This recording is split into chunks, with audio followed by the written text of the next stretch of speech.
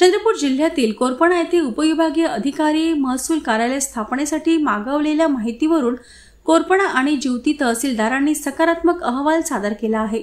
दोन्ही तहसीलदारांनी लोकसंख्या, गावे, महसूल मंडळ, भूभाग, दळणवळण, पंचायत संस्था, पर्यटन तसेच उपलब्ध जागा व इमारती यासह एकूण 22 मुद्द्यांची विवरणात्मक माहिती विभागीय आयुक्त नागपूर यांना पाठवली आहे।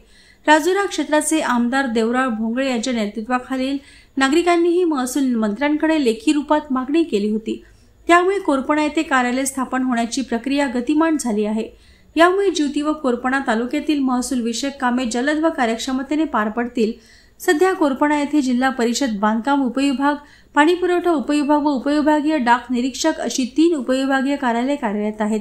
महसूल उपविभाग स्थापन झाल्यास हे 4थे उपविभागीय कार्यालय ठरेल, तर जिल्ह्यात हे एकूण 90 उपविभागीय अधिकारी महसूल कार्यालय असेल।